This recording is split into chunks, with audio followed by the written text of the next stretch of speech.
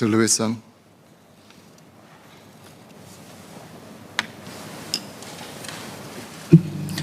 So the white paper is a firm commitment to the women of Singapore. I'm especially heartened by the support for key issues like equal workplace opportunities, caregiver support, and protection against violence, which have been championed by activists and women for many years. Let me start by talking briefly about men. The white paper is indeed about women's development, but I hope we can all agree that the action plans in the white paper are good not only for women, but also for men and indeed all of Singapore. They steer our society towards healthier, fairer set of norms, cultures, and practices. And that's something we should all be able to celebrate. Today, I'll raise three proposals. First, we should equalize paternity and maternity leave benefits. Second, we should legislate the right to request work from home. And third, we should end the stigma against single unwed parents by extending to them the parenthood tax rebate, the working mother's child relief, and the cash component of the baby bonus. My first proposal is that we gradually equalize paternity and maternity leave entitlements. Members of this House will be no strangers to my daughter, Ella, Katie, and Poppy. Some members tell me they feel like they know my daughters quite well now, just from the stories I tell about them through my speeches in Parliament. They are a huge part of my life, and I've learned a lot from them. Of the memories I've shared, the ones that stick the most are from when Ella, Katie, and Poppy were born, when they were babies. Paternity leave was a special time, and my only regret is that it wasn't long enough. My factory is now closed, so I will never enjoy paternity leave again. As Ms. Joan Pereira has said, when you have twins, you will never have more kids. But as paternity leave becomes a thing of the past for me, I want to make sure fathers of our future get to spend more time with their babies.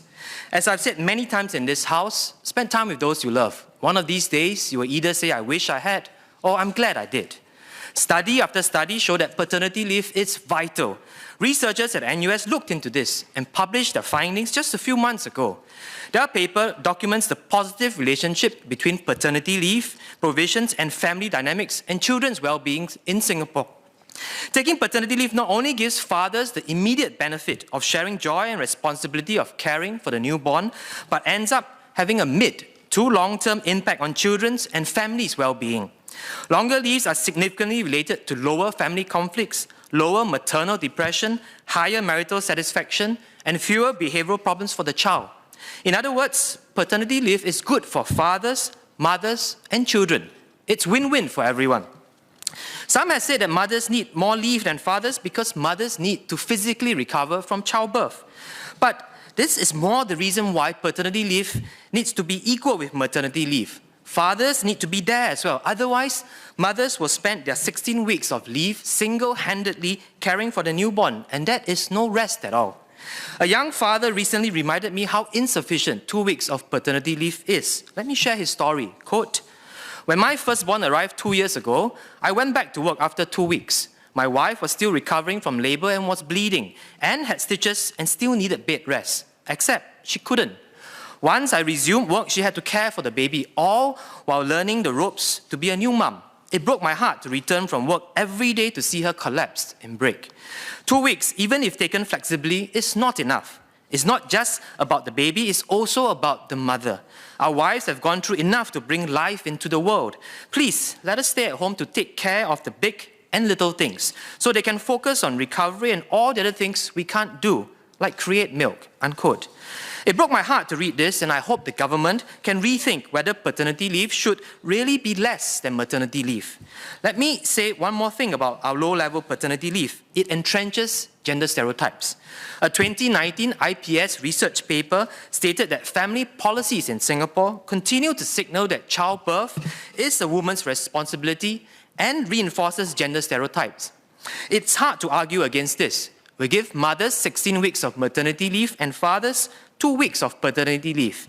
Mothers stay at home and daddy goes to work. That's the message we send. The worst part of the problem is that it's self-reinforcing. Because we give fathers less leave, they don't get to develop the skills and confidence needed to care for their kids. This, the IPS study finds, causes them to leave childcare to mothers. The IPS study proposes that we increase the amount of paternity leave. I wholeheartedly support this call and hope that we can set a target year, perhaps 2030, by which we will have an equal amount of paternity leave and maternity leave.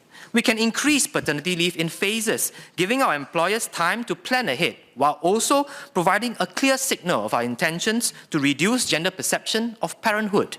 I hope Minister will look into this proposal in consultations with the relevant stakeholders, including tripartite partners and NGOs such as Family for Life and Centre for Fathering. My second proposal today is that we legislate to give employees the right to request work from home, which employers can turn down only on the basis of valid business-related reasons. Legislate and not just have guidelines.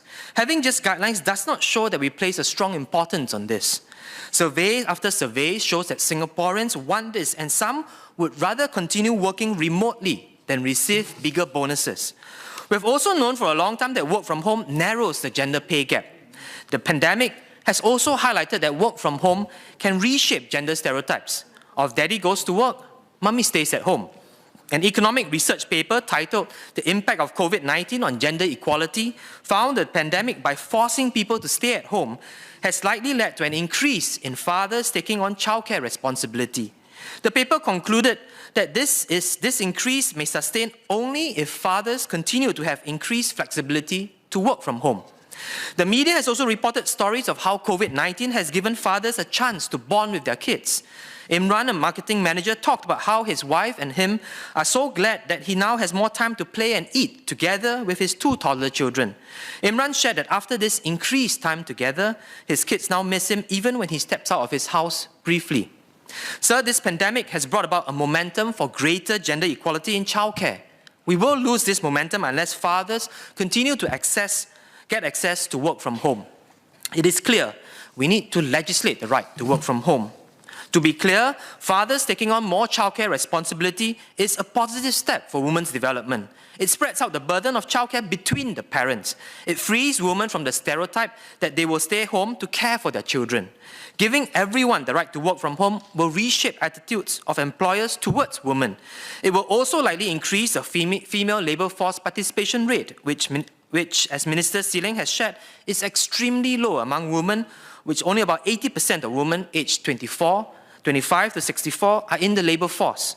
Legislating the right to work from home would send a strong signal, like how we're legislating the tripartite guidelines on fair employment practice, to send a stronger signal that unfair employment practices of all forms, including against women, are not tolerated. We can carefully scope this new law together with tripartite partners. There is no reason we cannot design a balanced, effective law that is win-win for everyone. My third and final proposal is that we end the continued discrimination against single unwed parents. For decades, members of this House have been speaking up for single unwed parents. In 1997, Minister Shanmugam questioned how it could be, quote, morally justifiable to deny an unwed mother and her child public housing, unquote. In 2006, Minister Indrani said that to build an inclusive society, policies affecting certain segments, such as single parents, had to change. In 2011, SMS Janil called for Singaporeans to be compassionate, to treat single parents with dignity, and not to punish single parents and their children. Thankfully, we have made progress. Single unwed mothers now receive the same 16 weeks of maternity leave as married mothers. Their children now benefit from child development accounts. Most recently, we've allowed single unwed parents to apply for rental housing and buy subsidized HDB flats from HDB. I thank the government for listening to their concerns and responding positively. As MND has acknowledged, quote, single unwed parents are valued citizens and, like all parents, are respected for the love and care they provide for their children. They are no less a mother or father just because their child was born outside of marriage, unquote. I'm glad that the white paper recognizes the need to help single parents.